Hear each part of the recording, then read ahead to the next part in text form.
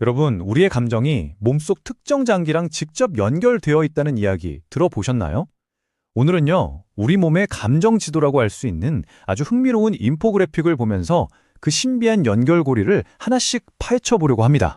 이 자료가 우리에게 던지는 가장 핵심적인 메시지, 바로 이겁니다.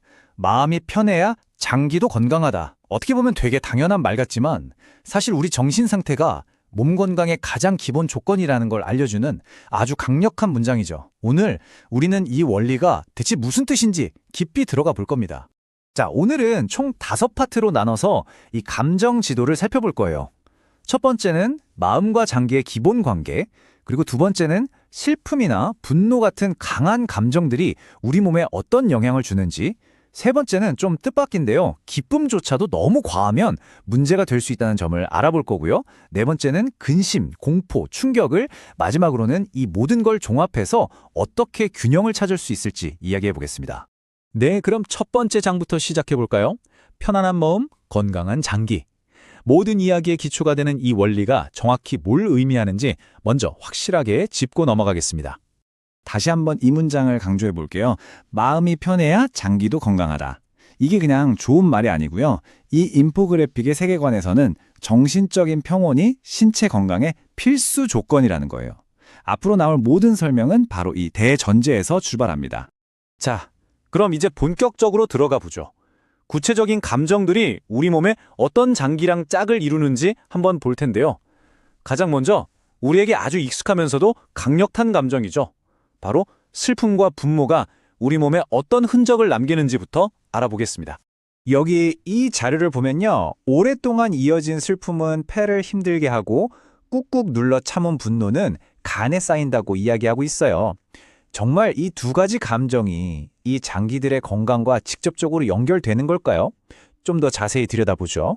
구체적으로 보면 이렇습니다. 깊은 슬픔은 폐 기능을 떨어뜨려서 우리를 무기력하게 만들고요. 심지어 면역력까지 약하게 만든다고 해요. 반면에 분노라는 감정은 간에 직접 타격을 줍니다. 간 기능이 나빠지는 건 물론이고 우리가 흔히 열받아서 머리 아프다고 하잖아요. 그 두통이나 고혈압의 원인이 될 수도 있다는 거죠. 감정이 정말 병이 될 수도 있다니 놀랍지 않나요?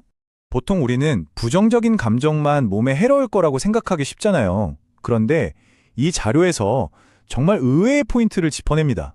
바로 기쁨조차도 너무 지나치면 독이 될 수 있다는 점이에요. 긍정적인 감정의 숨겨진 얼굴 한번 살펴볼까요? 아니, 과도한 기쁨이라는 게 대체 무슨 뜻일까요? 적당한 기쁨은 물론 우리 몸과 마음에 활력을 주죠. 그런데 이게 극단적인 흥분 상태로 이어지면 오히려 심장을 너무 과하게 자극해서 무리를 주게 된다는 겁니다. 그 결과는 우리가 생각했던 것과는 좀 다릅니다. 오히려 집중력이 흐트러지고 에너지가 방전된 것처럼 무기력해진대요.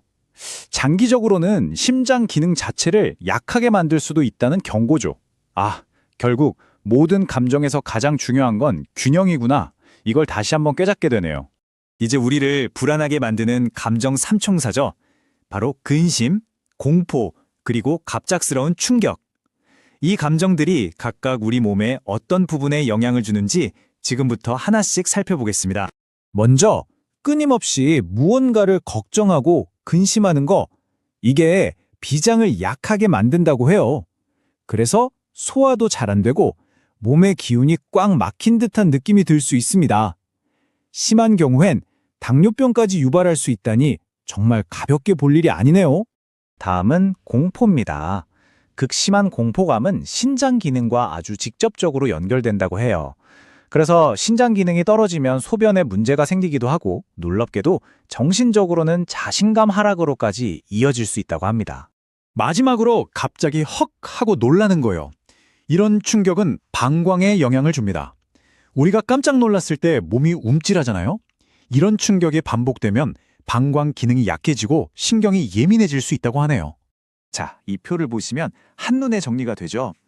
근심은 비장을 공격해서 소화 문제를 일으키고 공포는 신장을 약하게 해서 자신감까지 떨어뜨리고 갑작스러운 놀람은 방광에 영향을 줘서 우리를 예민하게 만들 수 있다는 것. 결국 이 모든 감정은 불안이라는 하나의 뿌리에서 나온다는 걸 알 수 있습니다. 자, 이제 마지막 장입니다. 지금까지 살펴본 감정과 장기의 관계를 모두 모아서 우리가 앞으로 나아가야 할 균형을 향한 길은 무엇인지 이야기하면서 정리해 보겠습니다. 오늘 우리가 함께 탐험한 이 감정 지도의 최종 결론은 아주 명확합니다. 감정은 그저 머릿속에서 일어나는 추상적인 현상이 아니라는 것, 우리 몸의 건강과 정말로 깊고 직접적으로 얽혀있는 실질적인 힘이라는 사실입니다. 마음이 편해야 장기도 건강하다는 말의 진짜 의미가 바로 이거였네요. 그렇다면 마지막으로 우리 스스로에게 질문 하나를 던져볼 시간입니다. 내 감정이 내 몸의 건강을 만들고 있다면 오늘 당장 그 균형을 위해서 내가 내디딜 수 있는 가장 작은 한 걸음은 과연 무엇일까요? 이 질문에 대한 답을 한번 곰곰이 찾아보시는 건 어떨까요?